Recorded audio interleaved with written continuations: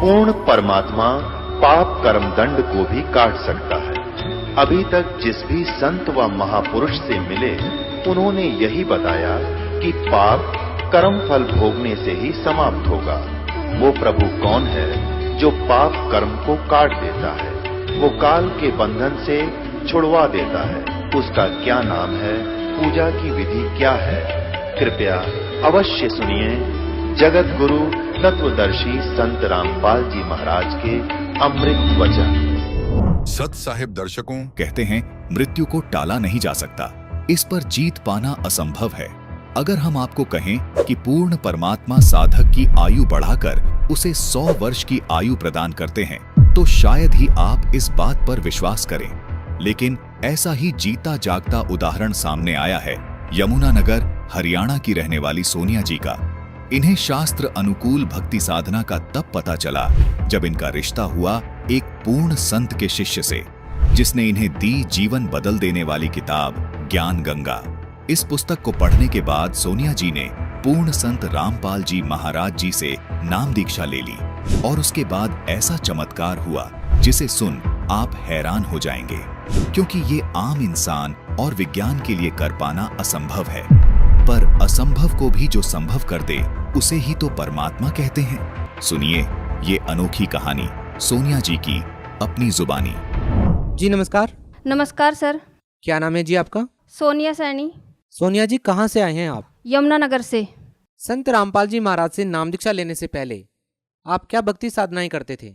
संत रामपाल जी महाराज से दीक्षा लेने से पहले हम जैसे हिंदू परंपरा के अकॉर्डिंग सभी देवी देवताओं की भक्ति करते थे। मैं शिव भगवान में ज़्यादा आस्था रखती थी शुरू से ही, बचपन से ही, मतलब जब से मैंने होश संभाला था, आप लगा लो 5-6 साल से ही मैं शिव भगवान जी को काफ़ी मानती थी, उनकी बहुत पूजा आराधना करती थी। और जैसे छोटे से ही मैंने शुरू कर दिया था व्रत रखना। सोमवार के मैं व्रत रखती थी और व्रत रखते टाइम जैसे 16 सोमवार कर दिया, उसके बाद हम जैसे भोजन खिलाते थे, गरीबों को भोजन खिलाते थे। मैं खुद अपने हाथ से ही, जैसे मम्मी की हेल्प से हम बनाते थे, वो खिलाते थे। उसके बाद क्या हुआ, शिव भगवान को की भक्ति करते करते धीरे धीरे क्या हुआ, जैसे सीरियल वगैरह में हम देखते हैं तो माता रानी का हमने देखा, माता रानी वैष्णो माता का हमने देखा, तो वैष्णो माता का हमने खूब किया, बहुत शुरू कर दिया कि मैं एक फ़ोटो लेके आई वैष्णो माता की। वैष्णो माता गई थी मैं जब मैं 8th स्टैंडर्ड में थी, 8वीं कक्षा में पढ़ती थी तब, तो मैं वैष्णो माता की एक मूर्ति लेके आई थी। तो वहाँ से भी हम उसकी बहुत पूजा करती थी, बहुत भक्ति की मैंने वैष्णो माता की, व्रत भी किए मैंने। फिर क्या हुआ, जैसे हम और होता है हमारे समाज में, जैसे सभी देवी देवताओं को मानते हैं, तो मैंने क्या किया, साईं बाबा को भी हमने बहुत माना, मतलब उनकी बहुत भक्ति करते थे। जब हम कॉलेज टाइम में थे, कॉलेज जाती थी तो मतलब काफ़ी डिस्टेंस है हमारे गांव से, जो कॉलेज है सिटी है वहाँ तक, लेकिन फिर भी हम मतलब घबराते नहीं थे, जाते थे और वहाँ पे भी बहुत पूजा करते थे, सेवा करते थे। फिर उसके बाद जैसे क्या हुआ, आ गया कि हाँ भाई जो लक्ष्मी जी हैं उनके भी व्रत रखने चाहिए। तो मन में आस्था थी, हाँ भाई भगवान मिले, चाहे वो कैसे भी मिले, किसी भी रूप में मिले, बस ये था कि भगवान मिले। तो लक्ष्मी जी को भी हमने व्रत करना शुरू कर दिया। जैसे किसी ने बोल दिया कि हाँ अभी आप लक्ष्मी का भी करो, तो लक्ष्मी जी के व्रत करने हमने शुरू कर दिए। सोनिया जी हमारा सवाल यहाँ पर यह है कि आपकी एक खोज थी भगवान पाने की, तो क्या संत रामपाल जी महाराज से जुड़ने के बाद आपकी वो खोज पूरी हुई? देखिए करते थे, काफ़ी पूजाएं की, तो क्या हुआ, हमारी रिश्ता तय हुआ, जो संत रामपाल जी महाराज जी के शिष्य थे, उनके घर में हमारे रिश्ता तय हुआ। तो उन्होंने क्या किया कि हमें एक पुस्तक दी, ज्ञान गंगा। तो ज्ञान गंगा ऐसे ही उस समय मैं एमए कर रही थी, तो एग्ज़ाम का टाइम था, तो मैंने उस पर इतना ध्यान नहीं दिया, क्योंकि मेरी थिंकिंग ये थी, ध्यान इसलिए नहीं दिया कि मुझे जैसे पता लगा था ना ससुराल की तरफ से कि इन्होंने गुरु बना रखे हैं, तो मेरी थिंकिंग ये थी कि मेरे और भगवान के बीच में, क्योंकि मैं भक्ति खूब करती थी, जागरण वगैरह भी हम करते थे मेरे पापा, तो मेरे और भगवान के बीच में थर्ड पर्सन की कोई ज़रूरत नहीं है, यानी कि मुझे गुरु की कोई आवश्यकता नहीं है। गुरु क्या होते हैं, बस उनके विषय में मेरा यही था कि गुरु कुछ नहीं है, भगवान और हम जो हैं वो सब कुछ है। ठीक है, तो ऐसे करके थोड़े दिन के बाद ससुराल से कॉल आई, उन्होंने बोला कि आपने वो पुस्तक पढ़ी? तो हमने कहा नहीं, हमें टाइम नहीं मिला, नहीं पढ़ी। तो उन्होंने कहा उसको एक बार पढ़ो। तो हमने कहा वो मोटी है, हम क्या पढ़े, उसमें से कुछ समझ तो आता नहीं। तो उन्होंने बोला कि आप ऐसा करो, सृष्टि रचना उसमें से पढ़ो। तो हमने क्या किया, चलो जब इतना प्रेशर कर रहे हैं, बोल रहे हैं कि पढ़ो एक बार, देख तो ले क्या है, क्योंकि मैं गीता जी भी मैंने पढ़ी हुई है, भगवत गीता के मेरे ताऊ जी के पास थी, वो भी मैंने पढ़ी हुई है। और ये जो रामायण महाभारत है ये भी मैंने पढ़ी हुई है, तो उनके विषय में मुझे थोड़ी नॉलेज थी। लेकिन चलो आध्यात्मिकता के तरीके से मैंने सोचा कि चलो पढ़ लेते हैं, सृष्टि रचना है क्या। तो मैंने उसमें से सृष्टि रचना पढ़ी। सृष्टि रचना पढ़ने के बाद में मुझे ज्ञान हुआ कि हाँ, हम कौन है, कहाँ से आए हैं, ठीक है, और हमारा क्या उद्देश्य है। आज तक मुझे ये नहीं पता था कि हम कौन है, कहाँ से आए हैं। तो उसके थ्रू जैसे मुझे पता लगा कि सृष्टि रचना पढ़ते पढ़ते ही मेरी आंखों से आंसू आए। तो मैंने किया कि यस, ये कबीर जी ही गॉड है, परमात्मा है, और हम तो आज तक जो है अंधेरे में थे। ऐसे करके परमात्मा की दया से मुझे, संत रामपाल जी महाराज की दया से मुझे वो ज्ञान हुआ। नहीं तो बताते हैं ना कि गुरु बिना ज्ञान नहीं होता। वाकई ये बात सच है कि गुरु बिना ज्ञान नहीं होता है। और मैं इसी गलतफहमी में थी कि नहीं, यही सब कुछ है जो हम पूजा करते हैं, यही सब कुछ है। लेकिन नहीं, ऐसा कुछ नहीं है। जो भी हम भक्ति करते हैं उसके लिए कोई बेस होना चाहिए, और हमें यही नहीं पता था कि हम क्या पूजा कर रहे हैं, क्या नहीं। सोनिया जी, हमारा सवाल ये है कि हर एक श्रद्धालु संत रामपाल जी महाराज जी से इसलिए भी नाम दीक्षा लेता है ताकि उसे आध्यात्मिक, भौतिक और आर्थिक लाभ मिले। हम आपसे ये जानना चाहेंगे कि क्या आपको संत रामपाल जी महाराज से नाम दीक्षा लेने के बाद लाभ मिले? हाँ जी, बहुत लाभ मिले हैं, क्योंकि वो सच्ची भक्ति है, उससे मुझे बहुत लाभ मिले हैं। सबसे पहले तो संत रामपाल जी महाराज ने, मतलब जैसे मैंने प्रथम नाम लिया था, तुरंत उसके बाद ही मैं आश्रम में गई हुई थी। मेरे हाथ में इसमें एक गांठ थी, तो इसको ये काफ़ी सालों से थी, 6-7 सालों से थी, जब से मैंने होश संभाला था, मतलब तब से थी ये मेरे हाथ में। तो छोटी थी पहले, तो धीरे धीरे ये बड़ी हो गई। तो इसके लिए मैंने बहुत कुछ किया, डॉक्टर को भी दिखाया। डॉक्टर बोलते थे कट लगा के ऐसे तो हल्का सा ऑपरेशन करके इसको निकाल दिया जाएगा। लेकिन उसके बाद भी कोई गारंटी नहीं होती थी कि जैसे जख्म निकाला है तो कैंसर बढ़ने का भी खतरा होता है। तो इस चीज़ से मुझे डर था। उसके लिए मैंने बहुत किया, झाड़ फूंक वगैरह सब, मतलब जैसे पीर वगैरह पर जाते हैं, प्रसाद वगैरह चढ़ाते हैं, कबूल देते थे जब जगत में थे।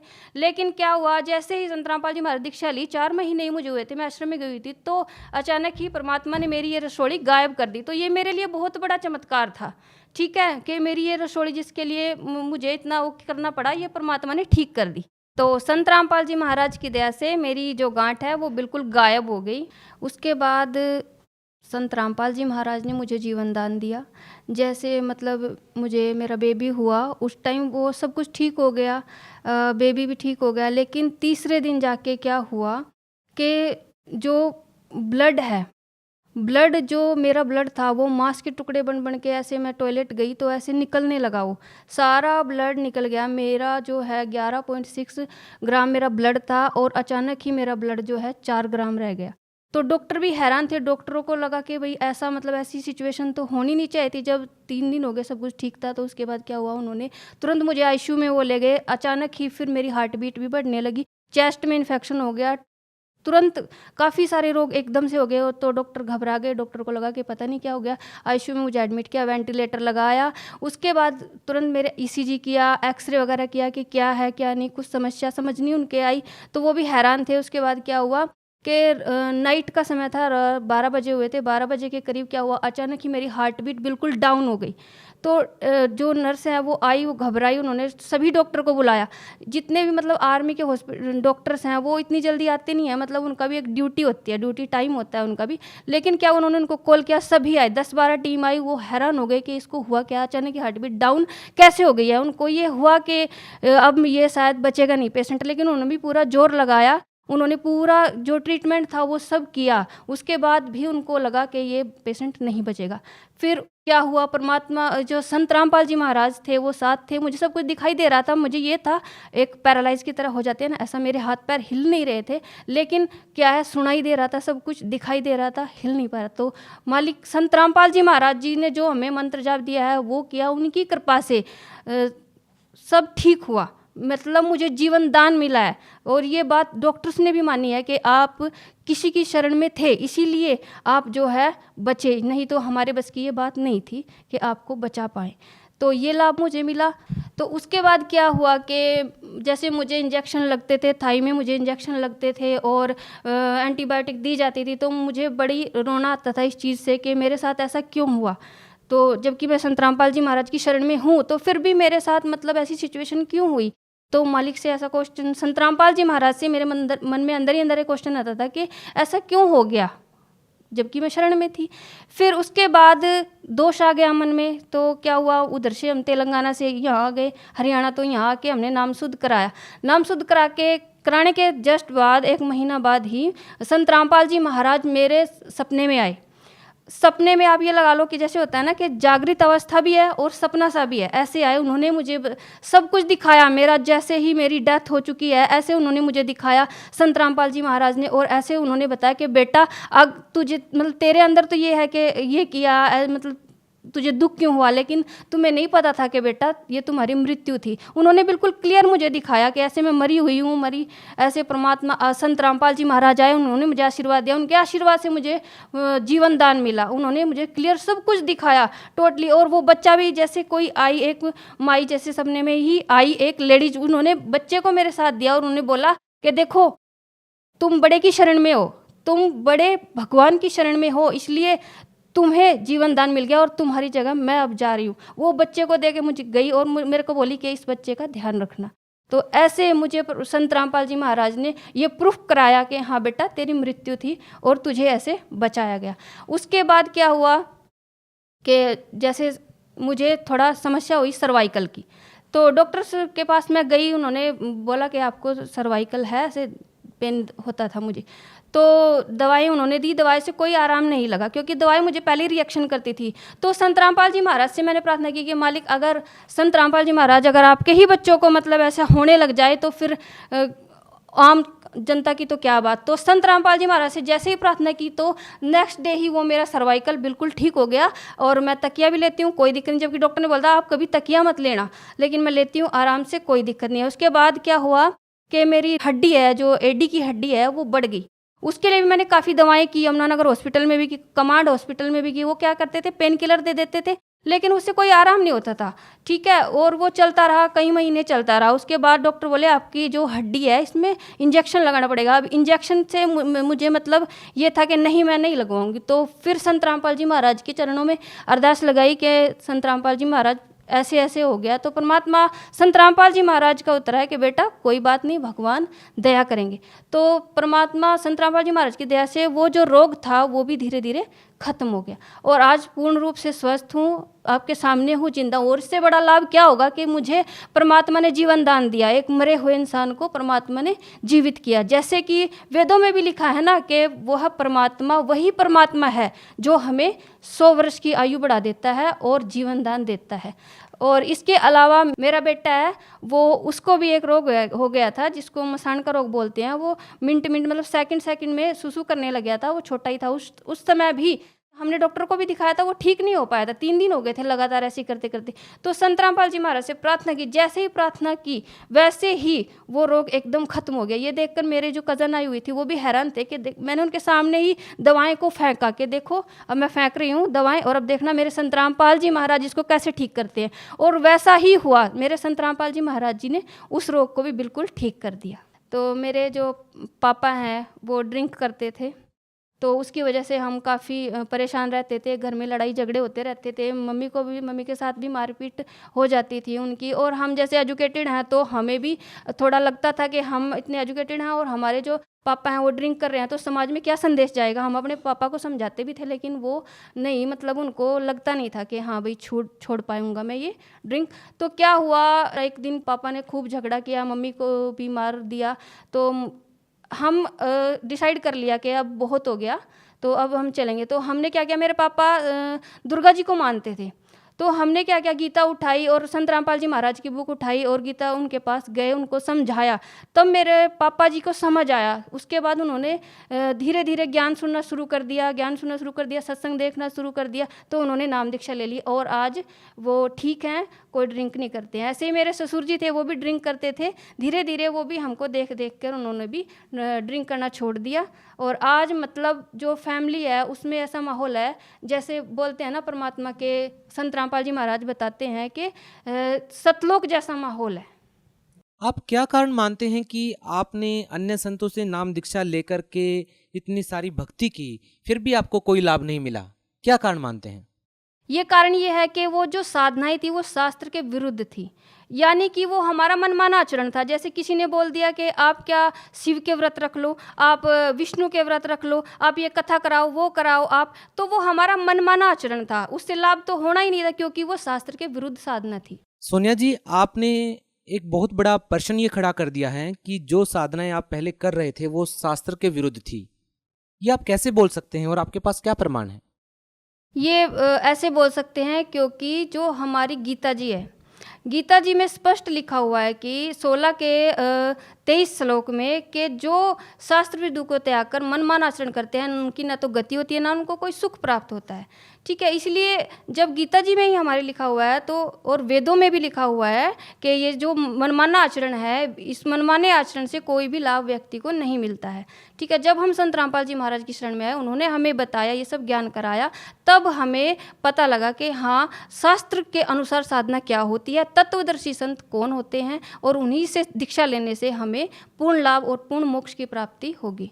जैसे गीता अध्याय 17 के श्लोक नंबर 23 में लिखा हुआ है कि ओम तत्सत इति निर्देश है, यानी कि जो ओम तत्सत है वही भक्ति की सही विधि है, और जो इस ओम तत्सत के भेद को बताएगा वही तत्वदर्शी संत है।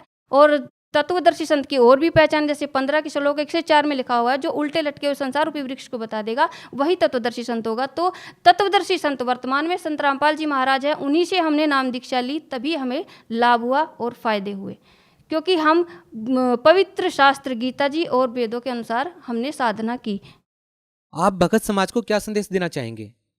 भगत समाज को मैं यही संदेश देना चाहती हूँ कि संत रामपाल जी महाराज पूर्ण संत हैं, पूर्ण गुरु हैं, उनकी शरण में आइए, इनसे नाम दीक्षा लीजिए और अपना कल्याण करवाइए, क्योंकि मानुष जन्म दुर्लभ है, मिले ना बारंबार, तरवर से पत्ता टूट गिरे, बहुर न लगता डार। जो श्रद्धालु संत रामपाल जी महाराज से नाम दीक्षा लेना चाहते हैं वो उनसे कैसे जुड़ सकते हैं? आप YouTube पे जाइए, स्पिरिचुअल लीडर संत रामपाल जी महाराज, ये सर्च कीजिए आप, वहाँ पे जाके संत रामपाल जी महाराज के सत्संग देखिए। सत्संग के नीचे जो पिक्चर डिस्प्ले होती है उस पर कॉन्टैक्ट नंबर दिए जाते हैं, उन कॉन्टैक्ट नंबर पर आप कॉन्टैक्ट कीजिए, आपको आपके नज़दीकी नामदान सेंटर का पता बता दिया जाएगा। जिस भी ज़िले में जहाँ पर भी आप रहते हैं तो आप वहाँ जाकर नाम दीक्षा ले सकते हैं। जी धन्यवाद। धन्यवाद सर। दर्शकों, अभी आपने सुने संत रामपाल जी महाराज से दीक्षा प्राप्त करके सुखी हुए भक्त के अनुभव। अब देखिए जगत गुरु तत्वदर्शी संत रामपाल जी महाराज के मंगल प्रवचन। और वहां चलेगी भोली आत्मा भगवान पाने के लिए। तो ये वो पुण्यकर्मी प्राणी है, ये पिछले जन्मों से मनुष्य जीवन ही प्राप्त करते हुए आ रहे। अब उनका दुर्भाग्य है कि वो ठीक ठिकाने नहीं पहुंच पाए हैं, अच्छी आत्माएं, लेकिन आप उनसे कई गुना अच्छी हो कि आप आगे इसकी शरण में और उनके कद भाग जागेंगे, कदा खुलेगी उन बोली आत्माओं की, अनमोल जीवन नाश करने लाग रहे।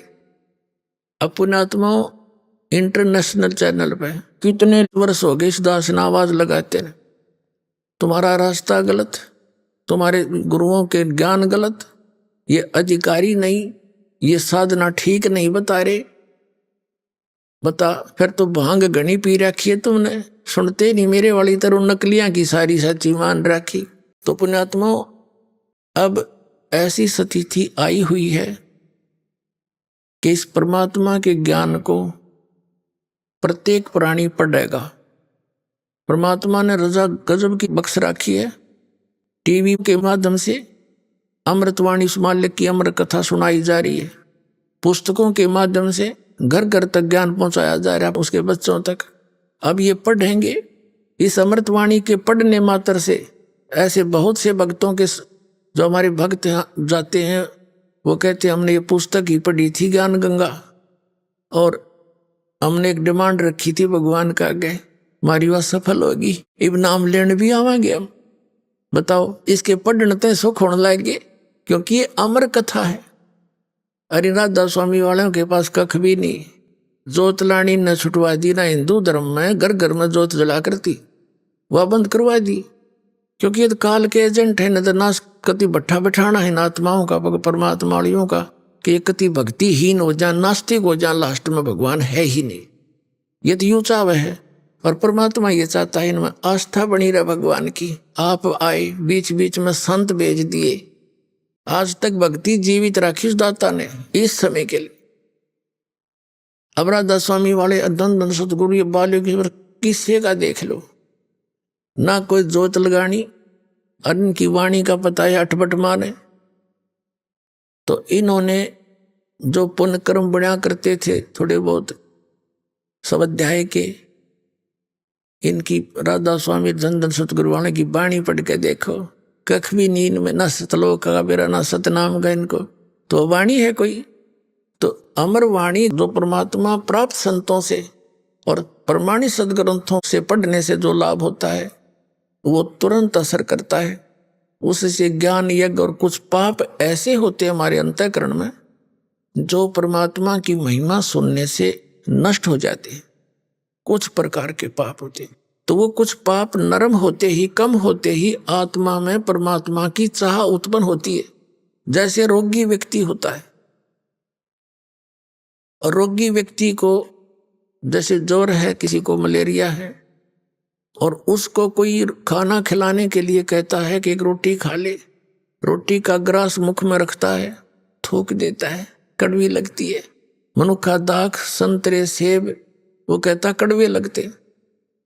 अब वो वस्तु पदार्थ कड़वे नहीं है, कड़वा तो उस जवर ने उसके शरीर की व्यवस्था बिगाड़ दी, जिस कारण से स्वादिष्ट पदार्थ भी कड़वे लग रहे। तो जिनके पाप कर्म बढ़ जाते हैं, पाप कर्मों का जबर जिनके ऊपर होता है, उनको परमात्मा की वाणी, परमात्मा का ज्ञान कड़वा लगता है, अच्छा नहीं लगता। बाकी और कुछ भी करते रहते हैं, वो करते रहेंगे। फिर उस जैसे किसी को जबर हो गया और खाना अच्छा नहीं लगता, उसका ट्रीटमेंट क्या है?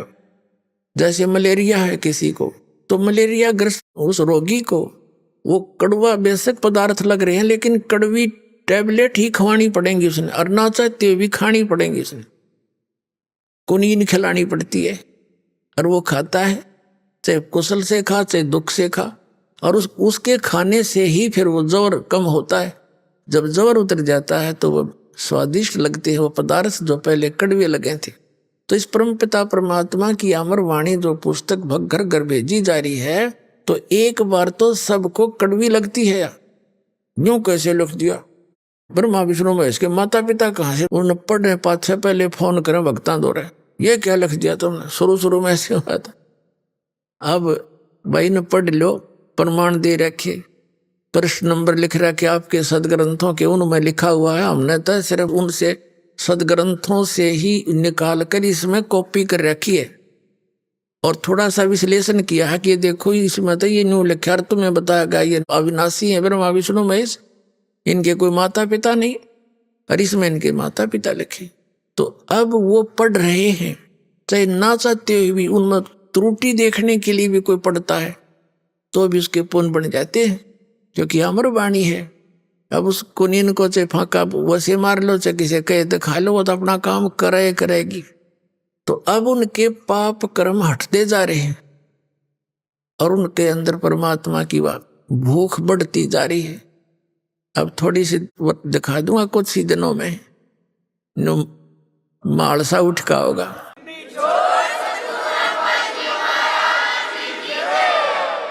इस परमात्मा की अमर वाणी जो स्पीकर लगा के सुनाई जाती है, घर घर में चलती है, पड़ोसियों को भी लाभ होता है, ये सत्कर मान लेना। अब कई वक्त बताते हैं ऐसे, तो ऐसे बहुतों के साथ ऐसे बीती है। ये भूतों के दुखी व्यक्ति यहाँ नाम ले लेते हैं। अब नाम ले लिया तो नाम लेते ही उनके भूत बातें फिर भाग जाते, वहां रहेंगे नहीं, क्योंकि भगवान का निवास हो गया उस घर में। तो फिर पड़ोसियां के जाएंगे, अपने दूसरे और कहीं जाएंगे, तो दूसरे ये कहते हैं कि तुमने हमारे ऊपर जंतर मंत्र करा दिया और सारे भूत तुम्हारे छोड़ दिए। अब कमाल के आदमी हो, आम जंतर मंत्र जानते नहीं, ना पकड़ना छड़ जानते, भूता ना छोड़ना जानते। हम तो एक ऐसी विधि भक्ति बताते हैं जैसे जिस घर में ऑल आउट लगा दी, ऑल आउट लाए पाछे, फिर मच्छर पे बाद दूसरे आगे चले जाएंगे जिनका ऑल आउट को नहीं। तो परमात्मा की यह वाणी और ये मंत्र, ये भक्ति दे दी जाती है, ये ऑल आउट है, वहां नहीं रह सकते। कबीर साहब कहते हैं देवी देव ठाड भये, ये देवी देवता मेरे आगे आकर खड़े हो गए हाथ जोड़ के, हमको ठोर बताओ। तो कबीर साहब कहते हैं जो मुझको पूजे नहीं उनको लूटो खाओ। कबीर साहब के सामने सब देवता ये भूत पितर आगे खड़े हो गए, न बोले जी भगवान जो आपकी पूजा करते हैं वो हमें तो मानते ही नहीं, अब हम हमें जगह बताओ कहाँ जाएं। परमात्मा बोले जो मुझको पूजे नहीं उनको लूटो खाओ, बाकी मेरे भक्तों के पास मत आ जाना, खबरदार। तो चले जाते रहते हैं। तो ये परमात्मा की वाणी ना स्टार्ट हो जाती, ये खिसक जाते अपने आप।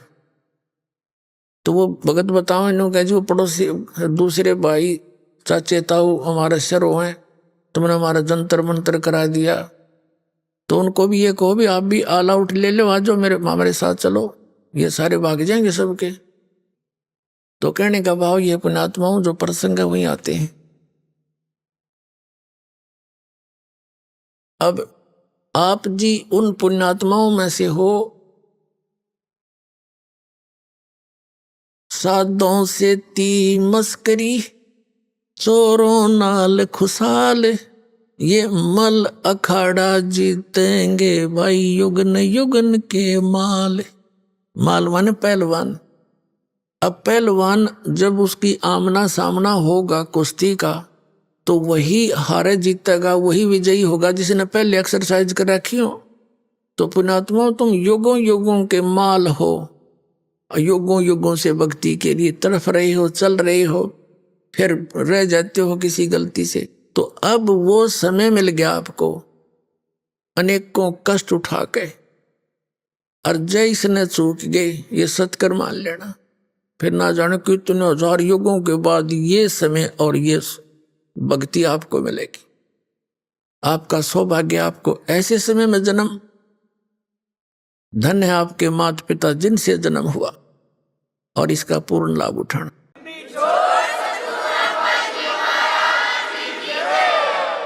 जो दास प्रसंग कर रहा था उसको आगे चलते हैं। गोता मारूं स्वर्ग में जा बैठूं पाताले, कहे कबीर ढूंढता फिरूं हूं अपने हीरे मोती लाल।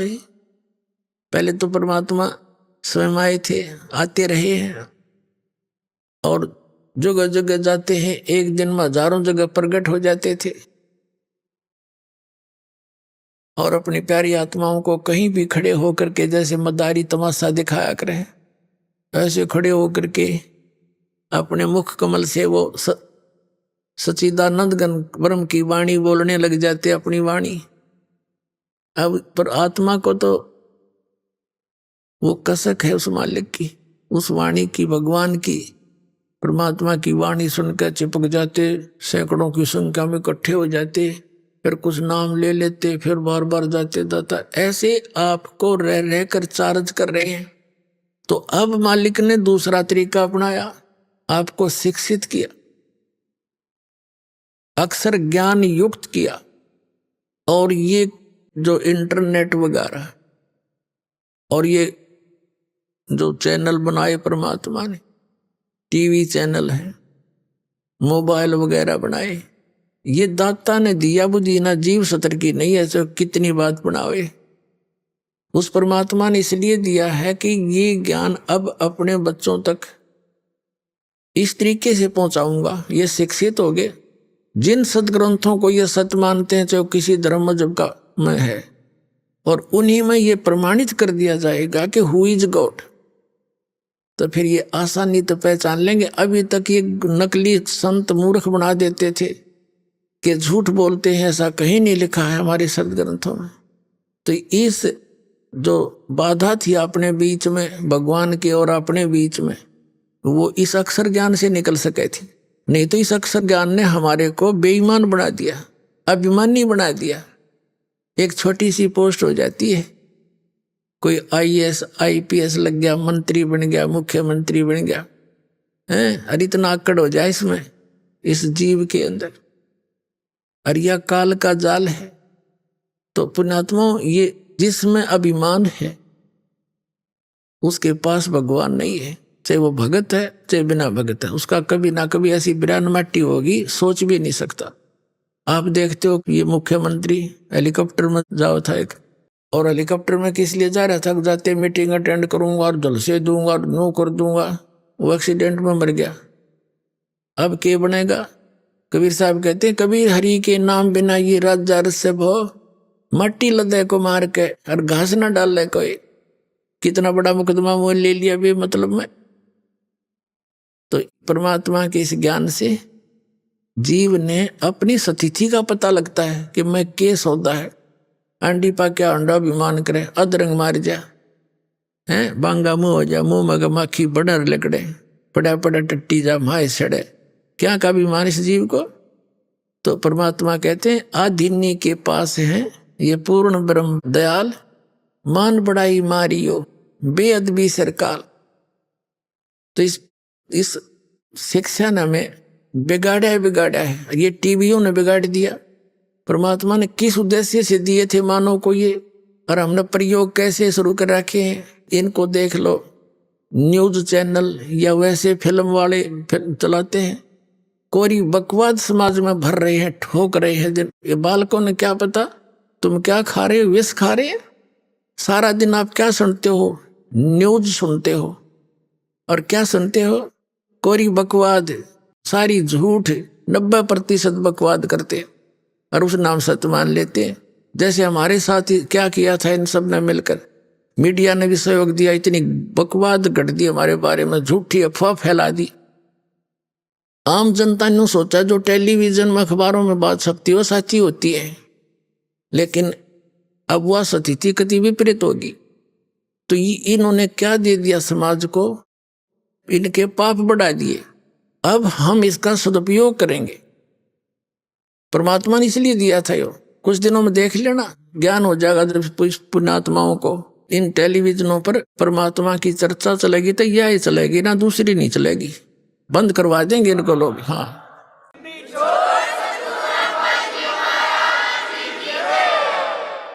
और फिर घर बैठे अपना सुबह उठेंगे जब टीवी चलता पाओगा, कभी रमेणी हो रही है, कि आरती चल रही है, कहीं पर सत्संग हो रहा है, सुबह का नित्य नियम चला करेगा। सुते उठते ही टीवी ऑन करते ही मालिक दिखेगा, भगवान की वाणी सुनने को मिलेगी। ये सुते उठते के सुने है, उसने ऐसे कर दिया, वो नेता ने बोला, सारे झूठ कपट बोले, उसने इतना गबन कर दिया, फलाने ने ऐसा कर दिया। ये हमारा क्या काम भाई? तो इस प्रकार फिर ये समस्या का समाधान भी, जैसे ये पीछे से ये कर रहे थे कोशिश में, ये कंट्रोल करा जाए, ये जो भ्रष्टाचार बढ़ गया इसको, तो भ्रष्टाचार का नाश तो अब होगा। जैसे दास ये समाज तैयार कर रहा है, इन्हें जहर दिखाई देगा किसी की एक छोटी सी वस्तु भी। एक भक्त था, नौता जी 1500 रुपये पड़े पाए मैंने रास्ते में, और वो उठा के दान पात्र में डाल दिए। नहीं तो कौन डाल है, लोग तो तड़के बैठ जाए अपनी दुकान में और ऑफिस में, कौन आवर उसने दुखी सुखी करके पैसे ले, नरा कोड खावे। तो एकदम परिवर्तन आवेगा, सच्चाई के साथ आवेगा। आत्मा स्वीकार नहीं करेगी इस विष को, और दूसरे कारण अपने ऊपर होगा। हम किसी से पैसा लेते हैं, रिश्वत लेते हैं, या किसी के साथ वैसे धोखाधड़ी करते हैं, पैसे लेकर नहीं देते हैं, तो अगले जन्म में या तो उसका पशु बनेगा, ना फिर दामाद बन के लेकर जाएगा उसके पैसे। देखा पाछा के हाल हो रहा था, यो इतना दहेज देते हैं और खुश होकर देना पड़े। तो ये सब हमारे लेन देन के झगड़े हैं। और अब इस समय में परमात्मा की शरण में हमारे ये सब आपस के संस्कार अब खत्म कर दिए जाएंगे, और आगे हम बढ़ावा को नहीं, तो हम इस तरह सतलोक जाएंगे।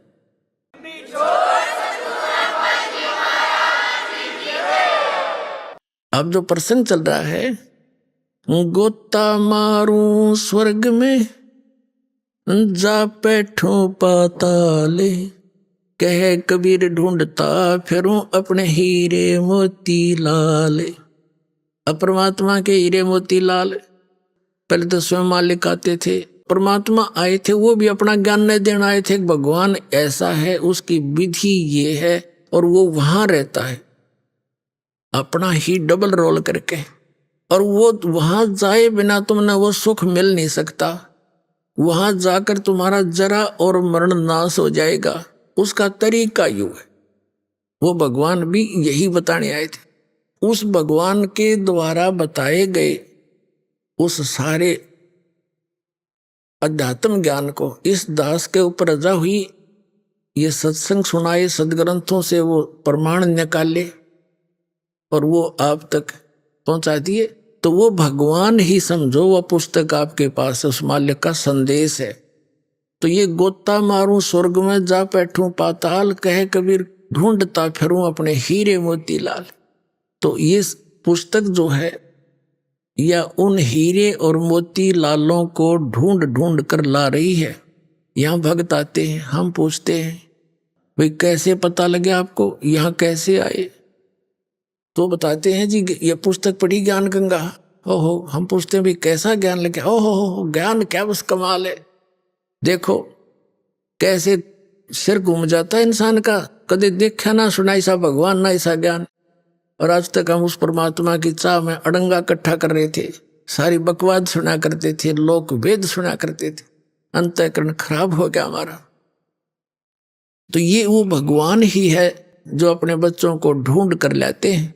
उस परमात्मा की आत्मा है इसमें। जैसे नानक साहिब जी ने जब एक प्राण संगली नामक ग्रंथ बनाया था और उसके अंदर पूरा डिटेल दी थी, मुझे कौन मिला पूरा लिखा था उसके अंदर, और श्वासों के सिमरण का मंत्र लिखा था। ये एक विशेष ग्रंथ अलग से बनाकर एक शिवनाभ नामक राजा था सिंगल द्वीप का, वो उनका शिष्टा उसको दे दिया था कि तो आप इसको संभाल कर रखना, इसको किसी ऐरे गहरे का हाथ मत लगने देना, ये मेरी देह समझ लेना। क्योंकि वो गुरु जी थे शिवनाभ राजा के नानक जी, तो गुरु के प्रति कितनी आस्था होती है। तो यूं कहा था कि इसको मुझे ही समझ लेना, ये किसी के ऐसे वैसे व्यक्ति का हाथ ना लगने देना। तो वो फिर बाद में कुछ भी हमारा दुर्भाग्य रहा, वो पूरा ग्रंथ हमें प्राप्त नहीं हो पाया। फिर भी दाता ने कहीं ना कहीं से घुमा फिरा कर गरीबदास साहिब जी के माध्यम से वो फिर ज्ञान अपना प्रकट करा दिया और फिर दास को भेज दिया परिपूर्ण करके उस पूरे ज्ञान पे। अब ढूंढा ठाई दूंगा सारे विश्व में।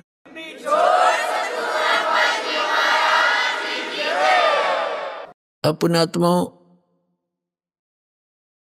आपको बताया कि दो प्रकार से मानव शरीर मिलता है। एक तो टर्न वाइज मीन 84 लाख योनियों कुत्ते गधे सूअर जंगली जानवर बोल बन बना के फिर एक मानव शरीर तो मिलता ही मिलता है। और एक आपको बताया कि पिछले जन्मों से मनुष्य जीवन से ही मनुष्य जीवन प्राप्त होते आ रहे हैं। उनमें और उनमें अंतर होता है। जो सीधे मनुष्य जीवन से आए हैं वो तुरंत भक्ति पर लग जाते हैं, उनमें बकवाद घनी नहीं होती। बेशक जब तक संत शरण में नहीं आते और जैसे माहौल समाज में रहे उनमें थोड़ा बहुत अड़ंगा भर जाता है, लेकिन वो इतने अधिक निर्मल होते हैं वो तुरंत ही उनका मैल उतर जाता है। और दूसरे जो आते हैं टर्न वाइज, उनका अंतःकरण तो इतना मैला होता है जैसे ये मोटरसाइकिल के जीपा के मैकेनिक होया करे जिनके कपड़े इतने काले हो जाएं, उनके कलर का बिना बेरा ये कौन से कलर के। अब एक तो उस कपड़े ने धोए जैसे डेली पैर रखे हो, शाम ने धोए थोड़ी सी साबुन में उसे चमक जा। हर एक उस मिस्त्री वाले कपड़े ने धोने लग गए, उसमें कितना समय लगेगा। लेकिन साधन ठीक हो तो वो भी साफ हो सकता है, ऐसी बात नहीं। तो एक तो उसको निर्मल करना, और एक उस कपड़े को जो डेली पैर कर फिर साफ हो जाए, पैरने से मैला हो गया फिर धो लिया, वो सिगर वो तो बिल्कुल जल्दी हो जाता है। तो जो मनुष्य जीवन प्राप्त करते हुए आ रहे हैं उनके अंतःकरण बस इतने गमैले हैं, और जो दूसरे हैं उनके वो मिस्त्रियां जैसे कपड़े हो रहे हैं। अब उनको थोड़ा समय लग जाएगा, लेकिन होंगे वह भी साफ है। भगवान का आदेश है कि पूरे विश्व में जितने भी प्राणी हैं जो इस सतनाम को ग्रहण कर लेंगे उन सब का मोक्ष होगा।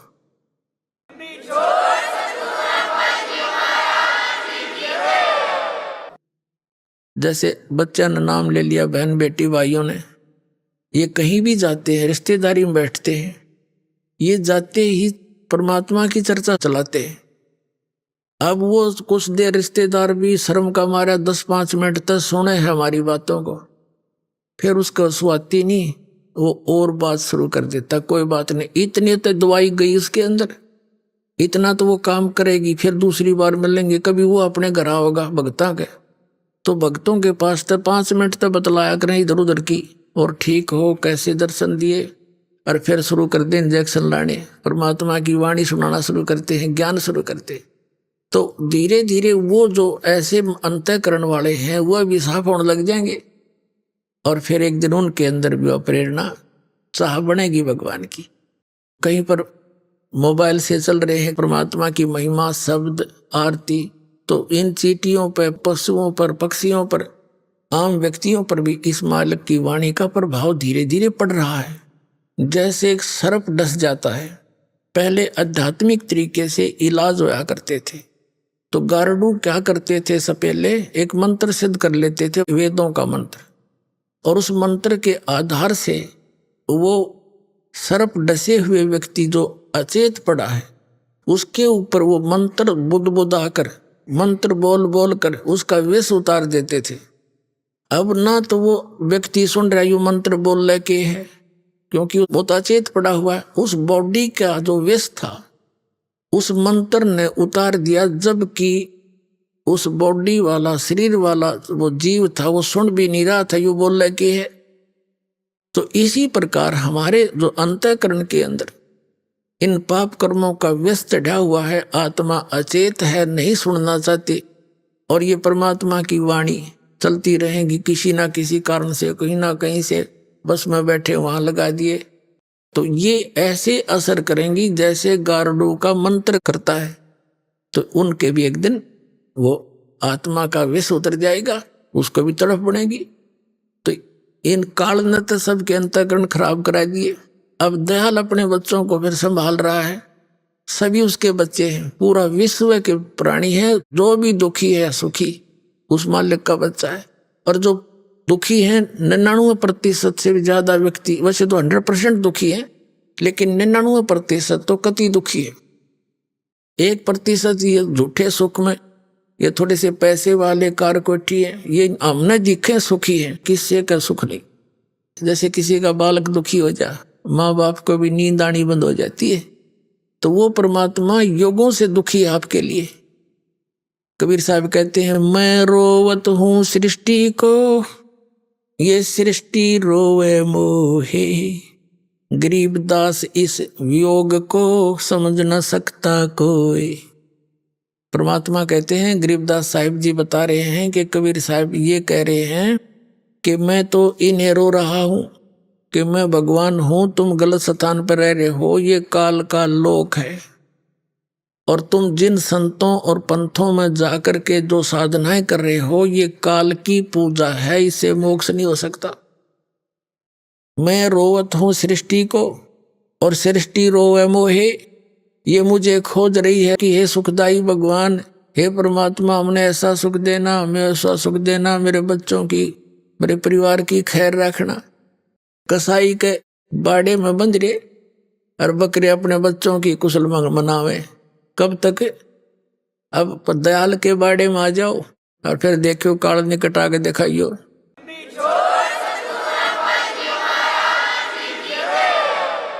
अब परमात्मा अपने उस विधान अनुसार गोता मारूं स्वर्ग में, जा बैठूं पाताले, गरीबदास ढूंढता फिरूं मैं अपने हीरे मोती लाल।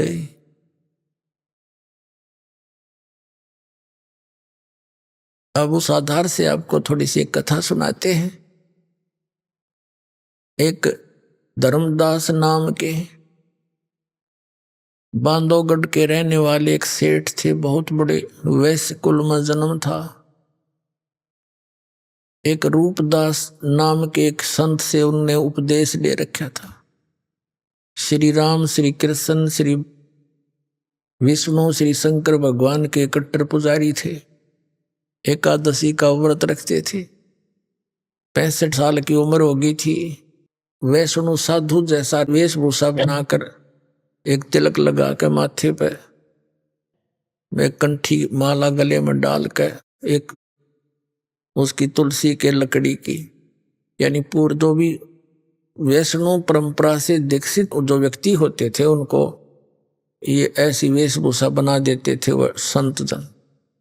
और रूपदास जी ने जो साधना बताई थी, गीता जी का नित्य पाठ किया करे, रामकृष्ण की पूजा किया करो, रामकृष्ण विष्णु शिव जी की, और एकादशी का व्रत रखो। 68 तीर्थों में जाने से बड़ा पुण्य होता है।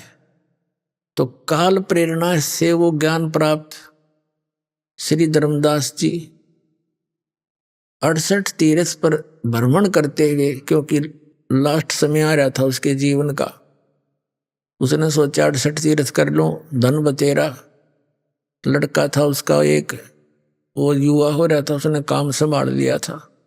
उसने सोचा लास्ट समय चल रहा है जीवन का, जैसे गुरुजी ने बताया सारा ये काम कर चालूं।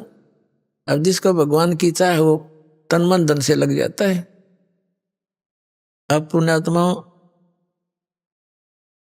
आदरणीय गरीबदास साहिब जी ने परमात्मा से प्राप्त अपनी दिव्य दृष्टि के बाद उस आत्मा और परमात्मा का जो संवाद हुआ और जैसी लीला भगवान किया करते हैं वो चित्रार्थ की है, सुनाता हूं आपको। आपको दास ने बहुत बार बताया, इन वेदों और गीता जी और पुराणों का ज्ञान दास को सन 2000 में हुआ।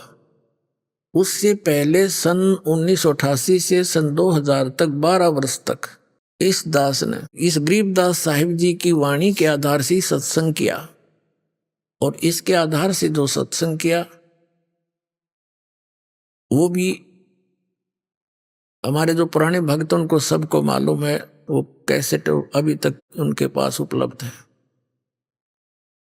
और फिर ये सदग्रंथों प्रमाण देखे, ओए होए। अभी आपने सुने संत रामपाल जी महाराज के मंगल प्रवचन। आइए अब सुनते हैं संत रामपाल जी महाराज से नाम दीक्षा लेकर सतभक्ति करके अद्भुत लाभ प्राप्त करने वाले अनुयायी के विचार। काल के इस लोक में आज हर व्यक्ति सांसारिक रोग और पीड़ा से ग्रस्त है, फिर भी इंसान ईश्वर की खोज में लगातार रहता है। ईश्वर की सही परख मानव को एक सच्चा संत ही बता सकता है। लेकिन जब एक व्यक्ति सच्चे संत के संपर्क में ना आकर गलत मार्ग पर चलने लग जाता है तो उसका परमात्मा के नाम से विश्वास उठ जाता है। ऐसी ही कहानी है नीरज जी की, जो लुधियाना पंजाब के रहने वाले हैं। नीरज जी 3 साल से जय गुरुदेव पंथ से जुड़े थे और उनके द्वारा बताई गई भक्ति साधना करते थे। लेकिन उस साधना से नीरज जी को कोई लाभ नहीं मिला। इनके जीवन में परिवर्तन का पल वो था जब इन्हें संत रामपाल जी महाराज स्वयं दिखे और इन्हें परमेश्वर कबीर जी की भक्ति साधना करने के लिए कहा। संत रामपाल जी महाराज से मिलने के बाद ही नीरज जी को जीवन में मोक्ष का मार्ग मिला। संत रामपाल जी महाराज से दीक्षा लेने के बाद इन्हें बीमारी से भी छुटकारा मिला। आइए जानते हैं कैसे इन्हें अपने जीवन में सच्ची भक्ति और मोक्ष का रास्ता मिला। अब सुनिए नीरज जी के जीवन परिवर्तन की कहानी, उन्हीं की जुबानी। नमस्कार सर। सत साहब जी। सर क्या नाम है आपका? नीरज दास। सर कहाँ से आए हैं आप? प्रेमनगर लुधियाना। सर संत रामपाल जी महाराज से नाम दीक्षा लेने से पहले आप क्या भक्ति साधनाएं करते थे? सर मैं जय गुरुदेव पंथ में संत तुलसीदास जी से नाम लिया था और उन्हीं की बताई हुई साधना करता था मैं। उन्होंने 5 नाम देते थे, ओंकार, निरंकार, ज्योति, निरंजन, सोहम और सतनाम। वहाँ पे मैंने 3 साल तक भक्ति की। उनसे कुछ लाभ नहीं हुआ और उल्टा मेरे को दुख ही हुआ वहाँ से। सर आप संत रामपाल जी महाराज की शरण में कैसे आए? सर मैंने संत रामपाल जी महाराज की शरण में इसे आया कि मेरे को ब्रेन ट्यूमर हो गया ये साधना करते करते ही, और सभी डॉक्टरों ने बोल दिया कि भाई अब तुमको ज़्यादा हो गया है और इसका इलाज हम करेंगे तो बहुत महंगी करेंगे, बाकी इसकी गारंटी नहीं लेंगे हम। तो फिर मैंने अरदास भी लगाई वहाँ पे जय गुरुदेव पंथ में। तो उन्होंने बोला बेटा कर्म का भोग है, जो कर्म किए उसको आपको भोगना ही पड़ेगा। तो फिर मैंने क्या किया, मैं कहा कि भक्ति भुक्ति नहीं करनी चाहिए, क्योंकि इन संतों के पास कुछ है ही नहीं जो हमको कुछ लाभ नहीं दे सकता है, तो इस भक्ति से क्या फ़ायदा हमको। फिर हमने क्या किया कि दर्द इतने होते थे कि हमको रोज़ इंजेक्शन लगते थे, कई बार हम अपने आप इंजेक्शन लगा लेते थे, और दवाई तो हमेशा जेब में रहती थी हमारे, पेन किलर। इसके बाद क्या हुआ कि एक दिन हमने पॉइजन ले आई, उसको हमने ये मन में दिमाग में ले आया कि मैं इसी को खा लूँगा अब, क्योंकि इतनी तकलीफ़ होती थी हमको कि बिल्कुल असहनीय। तो हमने पॉइजन रखी और इसी तरह लेट गए बेड पे। फिर गुरुजी ने, बंदी छोड़ सतगुरु रामपाल जी महाराज ने एक बैग प्रकट हो गए वहाँ पे, और मैं बैठे हूँ, देख रहा हूँ कि कोई आ रहा है, लेकिन मैंने गुरुजी को कभी देखा नहीं था। जब प्रकट हो गए इसके बाद बोले बेटा भक्ति कर, तो मेरे मन में थोड़ा सा कुछ उल्टी भावना आई। मैं कहा कि मैं तो इतने दिन से भक्ति कर रहा हूँ और कोई लाभ नहीं है, आप कहते हो भक्ति कर। तो बोले नहीं बेटा, तू भक्ति जो कर रहा है गलत है। तो मैंने कहा कि भक्ति गलत है, आप कहते हो कि जो है मैं सही भक्ति बताता हूँ, तो आप तो संत लगते नहीं हो। क्योंकि सर जी हमारे मन में ऐसी भावना थी कि जिसकी लंबी दाढ़ी होगी, जिसके कपड़े अलग तरह के होंगे, वही संत है। तो हमने बोला आप तो संत हो नहीं, क्योंकि आपका कपड़े भी कोई वैसे नहीं है और आपके पास दाढ़ी मूछ भी नहीं है। तो बोले नहीं बेटा, मैं पूर्ण परमात्मा का अवतार हूँ और मैं जो है तेरे को बचाता रहा आगे, और इसलिए मैं आया हूँ आज। तो मैंने बोला कि ठीक है, आप कहते हो नकली नाम देते हैं, तो आप नाम बताओ कि आप क्या देते हो, तभी हम कुछ टैली करेंगे कि वो क्या देते हैं, आप क्या देते हो। तो गुरुजी ने बोला बेटा इसे नाम नहीं देते हम। तो हम बोले तो फिर हम कैसे बता पाएंगे। तो गुरुजी ने वहाँ पे हमसे फार्म भरवाई नाम दीक्षा की। फिर उन्होंने पहला मंत्र दिया घर पे ही हमारे आकर के, बंदी छोड़ रामपाल जी महाराज ने। जब गुरुजी ने सर पे हाथ रखा हमारे, बोले बेटा अब आराम है दर्द को तेरे। मैं कहा हाँ जी अब तो आराम है। गुरुजी ने बोले कि ठीक है तू आ जाना मेरे पास। तो मैं बोला गुरुजी मेरे पास तो पैसे नहीं आने के, तो मैं कैसे आ पाऊँगा वहाँ पे, क्योंकि और संतों के पास जाओ तो कुछ न कुछ फीस देनी पड़ती वहाँ पे। तो गुरुजी ने हंसने लगे, बोले बेटा वहाँ पे पैसे नहीं लगते हैं, तो केवल किराया लेके आ जाना जितना किराया का है। मैं कहा ठीक है जी आ जाऊँगा। क्योंकि एक लत थी हमको कि हम बीड़ी पीते थे, सिगरेट पीते थे, क्योंकि जय गुरुदेव पंथ में बताते थे कि आप हुक्का पी सकते हो, बीड़ी पी सकते हो। इसके बाद हमने, जब गुरुजी चले आए बंदी छोड़ रामपाल जी महाराज, वहाँ से अंतर ध्यान हो गए। फिर मेरे दिमाग में आया कि आराम भी हो गया था, क्योंकि जब आराम होता है तो मन बकवाद करने लगता है। तो हमने कहा कि ये तो बीड़ी भी छुटवा रहे हैं, छोड़ नहीं जाएंगे वहाँ पे। फिर दूसरे दिन फिर दर्द होने लग गया, फिर मैंने दवाई ली, इंजेक्शन लगवाए। फिर तीसरे दिन फिर संत रामपाल जी महाराज सपने में आए, फिर बोले बेटा तू आया नहीं। मैं कहा गुरुजी अब कल जरूर आऊँगा। फिर गुरुजी फिर अंतर ध्यान हो गए वहाँ से। फिर मैंने कमरे से निकला बंदी छोड़ रामपाल जी महाराज के पास जाने के लिए। तो मैं जब स्टेशन पहुँचा लुधियाना, तो वहाँ मेरे को पुलिस वालों ने पकड़ लिया। वो बोले तू कहाँ जा रहा है। मैं कहा मैं तो जा रहा हूँ हिसार। बोले तेरे और साथी कहाँ हैं। मैं कहा मेरे कौन साथी, मेरा तो कोई साथी नहीं, मैं तो बहुत दुखी हूँ, मेरे को ये बीमारी है, मैं सत्संग में जा रहा हूँ। बोला नहीं नहीं तेरे और साथी हैं, चल तेरे को ले चलते हैं थाने में, तब तू बताएगा। उन्होंने पकड़ करके गाड़ी रखी थी उनकी, खड़ी थी उधर, गाड़ी में हमको बैठा लिया। फिर इसके बाद जो है मैंने बोली, मैं कहा परमात्मा अगर आप परमात्मा हो तो मेरा तो यहाँ कोई है भी नहीं, और ये हमको पकड़ लिए हैं, मैं कैसे आऊँ आपके पास। फिर सर जी वहाँ पे बंदी छोड़ सतगुरु रामपाल जी महाराज ने एक बुजुर्ग का रूप बना के, हम तो यही कहेंगे क्योंकि हमने अरदास लगाई है, उसके 5 मिनट बाद जो है वो इंसान आया वहाँ पे और वो बोला मैं इनको जानता हूँ, आप छोड़ दो इसको। फिर उसने बोला कि नहीं इसके और भी साथी हैं। तो बोले कि नहीं इसके कोई साथी नहीं, मैं जानता हूँ इसको छोड़ो आप। फिर उन्होंने हमको छोड़ दिया वहाँ से और हमको स्टेशन के बाहर ले आके छोड़ा पुल के पास। बोला अब तू इधर नहीं आना। मैं कहा ठीक, मैं उधर नहीं जाऊंगा। फिर मैं पुल क्रॉस होकर के, जो जगरावां पुल है, ये क्रॉस होकर के फिर मैं उल्टी साइड से गया स्टेशन पे। फिर मैं सतलोक आश्रम में जब मैं पहुंचा तो 3 बज रहे थे उस समय। गुरुजी ने, बंदी छोड़ सतगुरु रामपाल जी महाराज ने लोगों को दर्शन दे करके अंदर जा रहे थे। फिर जब मैं गया तो भगत जी बोले कि भगत जी जल्दी चलो, नहीं तो गुरुजी चले जाएंगे। फिर हम लोग दौड़ने लग गए। फिर गुरुजी खड़े हो गए वहाँ पे। जब गुरुजी खड़े हो गए फिर इसके बाद मैं जाने लग गया। तो जो आगे अपने आश्रम में, सतलोक आश्रम में जो जाली लगी है अंदर पंडाल में, जब वहाँ मैं पहुँचा तो गुरुजी ने बोले, बंदी छोड़ सतगुरु रामपाल जी महाराज ने बोले कि नीरज बेटा आ गया तू। फिर मैं एकदम हैरान हो गया। मैं कहा कि मैं तो स्वप्न मान रहा था कि ऐसा होता है कई बार जो है, लेकिन ये तो सच्चाई है, क्योंकि इन्होंने मेरा नाम ले लिया। फिर इसके बाद बंदी छोड़ रामपाल जी महाराज ने मुझको बुलाए और अमृत जल दिए। इसके बाद बोले बेटा इसको रोज़ 1-1.5 महीने तक तू लगातार सुबह शाम पानी में डाल के पीना और इसी से नहाना, और तू भक्ति कर, भक्त को कैंसर नहीं होता, पूरी मर्यादा में रह करके। और क्या लाभ भी प्राप्त हुए आपको संत रामपाल जी महाराज से नाम दीक्षा लेने के बाद? पहला लाभ ये हुआ, आध्यात्मिक लाभ, कि हमको जीवन जीने का एक तरीका मिल गया।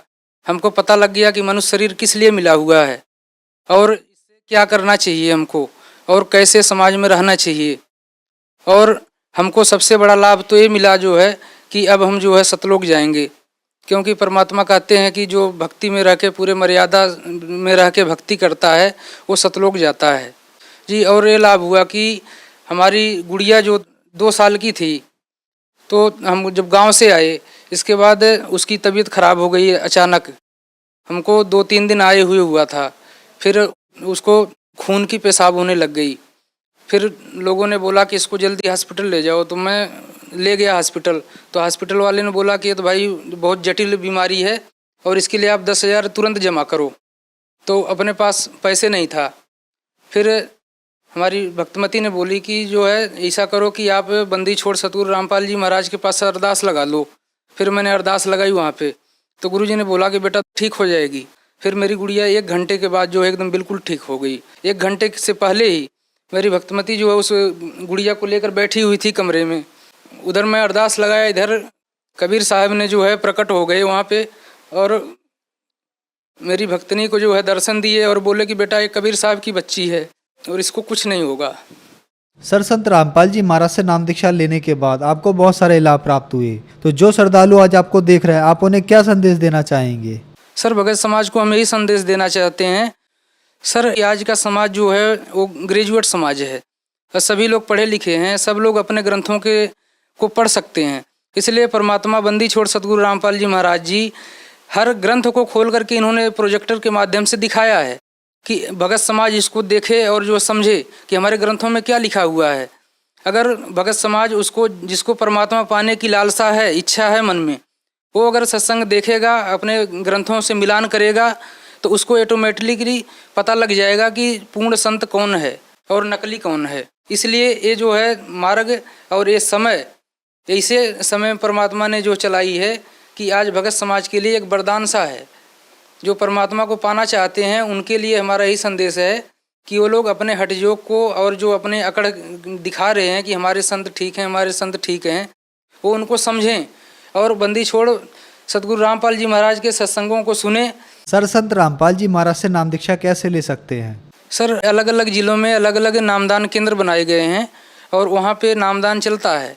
वहाँ पे जाके भगत समाज अगर कोई नाम लेने की इच्छुक हैं, चैनल पे गुरुजी का प्रोग्राम आता है बंदी छोड़ सतगुरु रामपाल जी महाराज का, उस पर नीचे लाइनिंग आती है, उस पर फ़ोन नंबर दिए गए हैं, उससे फ़ोन नंबर से संपर्क करके वो अपना जो है नामदान ले सकते हैं। धन्यवाद सर। सर साहब जी।